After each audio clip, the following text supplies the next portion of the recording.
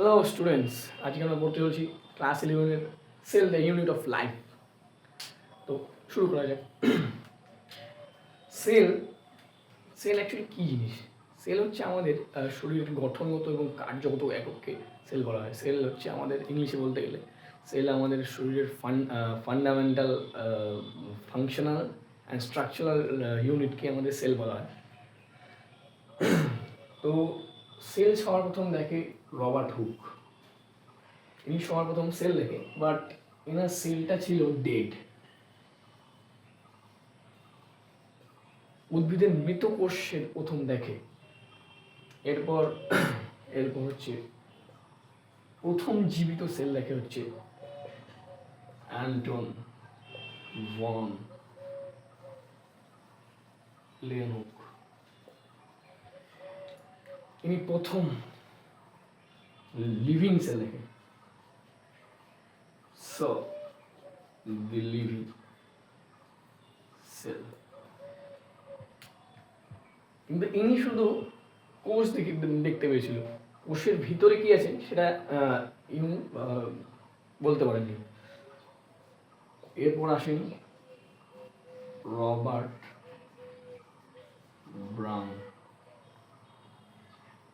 ইনি প্রথম কোষের নিউক্লিয়াস ডিসকভার করেন।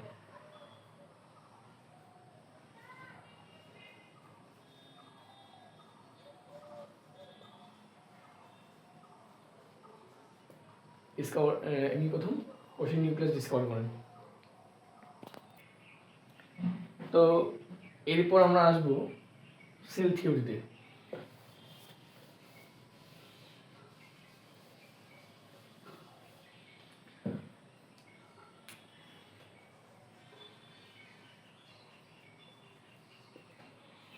সেল থিওরি তোমরা চাইলে এটা নোট করতে পারো বা মনে রাখতে পারো, সেটা বেটার হবে। সেল থিওরি আমাদের দুজন বিজ্ঞানী মিলে দেয়। সেটা হচ্ছে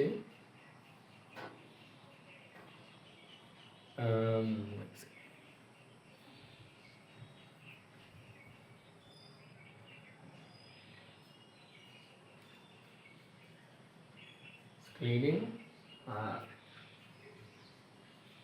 সোয়ান। এটা দুজন দেয়। ইনি ছিলেন জার্মান বটানিস্ট, আর ইনি ছিলেন জার্মান জুলজিস্ট। তোমরা যদি এনসিআরটি করে থাকো তাহলে পুরোনো এনসিআরটিতে সোয়ানকে দেখানো হয়েছে ব্রিটিশ জুলজিস্ট, কিন্তু পরে সেটা কারেকশন করে জার্মান করা হয়েছে, কারণ এরা দুজনেই জার্মান ছিল, কিন্তু একটা একটা মিসকনসেপশন হয়েছে যে ইনি ব্রিটিশ ছিল। পরে এটা অ্যাকুরেটলি এটা ঠিক করা হয়েছে, কারণ দুজনেই জার্মান ছিল।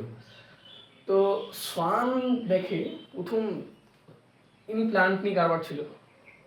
ইনি অবজার্ভ করছে যে সব মানে প্লান্ট সেলের একটা সেল আছে, সেলের বাইরে একটা প্লাজমা মেমব্রেন আর একটা সেল ওয়াল। ইনি হচ্ছে ডিসকভার করছে। আমি কি বলতে সেটা সেটা সেটা বুঝতে পারছি নিশ্চয়ই। ইনি হচ্ছে প্লাজমা মেমব্রেন আর সেল ওয়ালটা দেখে, কিন্তু ইনি শুধু প্লান্ট দেখেছে। হ্যাঁ। আর সোয়ান যে বিজ্ঞানী আমাদের, ইনি হচ্ছে দেখেছেন অ্যানিমাল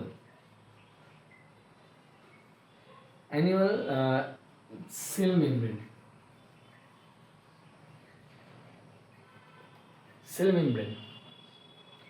কিন্তু এখন আমি যদি কয়েকটা প্লান্ট বা কয়েকটা অ্যানিমাল নিয়ে ইয়ে করি, আমি শুধু প্লান্ট কিছু দেখি, তো আমি সেটা বলতে পারি না যে সব প্লান্টেরই এরকম থাকবে বা শুধু সব অ্যানিমালে এরকম থাকবে। তো এরা দুজন কী হলো, এরা দুজন মিলে হাত মিলাইলো। এরা দুজন হাত মিলিয়ে বললো যে আপনি তো প্লান্ট নিয়ে দেখেছেন, আমি দেখেছি অ্যানিমাল নিয়ে, তো দুজন মিলে একটা সেল থিওরি দিয়ে দিই যে এরকম যে সেলের বাইরে এরকম একটা মেমব্রেন থাকে, আর অ্যানিমাল সেলের বাইরে হচ্ছে একটা মেমব্রেন থাকে, আর প্ল্যান্টের হচ্ছে সেল ওয়াল থাকে। তো কিন্তু এনারা সেটা ডিসক্রাইব করতে পারেননি যে সে একটা সেল থেকে আরেকটা সেল কীভাবে প্রডিউস হয়।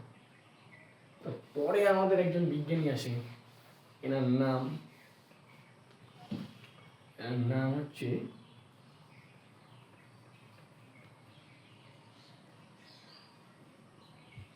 রুডলফ ভির্চো। ইনি এসে আমাদের যেটা বিখ্যাত বায়োলজির লাইন আছে, তা লিখছি।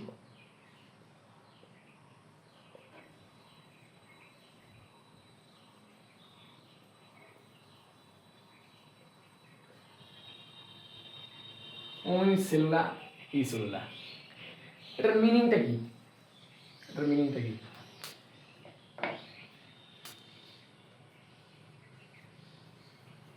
New cell formed from pre-existing cell। নতুন সেল হচ্ছে প্রি এক্সিস্টিং যে সেল আছে আমাদের, সেই সেল থেকেই তৈরি হয়। আলটিমেটলি সেটা হচ্ছে আমরা গিয়ে পড়বো সেল ডিভিশনে আর কি, তোমাদের হালকা করে আমি বুঝিয়ে যাচ্ছি। তো মানে একটা সেলটা আর কি ডিভাইড হয়। এটা অ্যাকচুয়ালি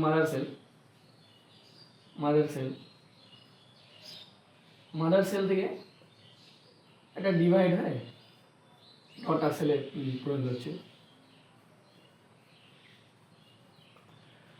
তো জাস্ট মানে প্রি এক্সিস্টিং সেল, এটা প্রি এক্সিস্টিং, এই সেলটা ছিল, এই সেলটা থেকেই এই সেলটাই মানে ডিভাইড হয়, তোমার ডটার সেলে পরিণত হচ্ছে। তো এইটাই আর কি আমাদের রুডলফ ভির্চো বলেছেন। তো এটাই ছিল সেল থিওরি। আমরা একটু এনসিআরটি পড়ে নিলে এটা বেটার হয়, বা যারা বাংলা মিডিয়াম আছে তারা বাংলা বইটা একটু পড়ে নেবে। তো আজকে এইটুকুই থাক, ছোটো ছোটো করে তোমাদের এই চ্যাপ্টারটা পুরোটা আমি কমপ্লিট করব। আর বাকি ক্লাসদেরও আসছে কিছুদিন পর। তোমরা যদি আমার কাছে টিউশন পড়তে যাও, তো আমি অফলাইনে পড়াই, অনলাইনে পড়াই, আমার নাম্বার ডিসক্রিপশনে দেওয়া থাকলো। তোমরা চলে আমার থেকে পার্সোনালি ক্লাস নিতে পারো, বা আমি ব্যাচেও পড়ে সেটাও নিতে পারো। আমার নাম্বারে যোগাযোগ করো, সব ডিটেলস পেয়ে যাবে তোমরা। আজকের জন্য এইটুকুই।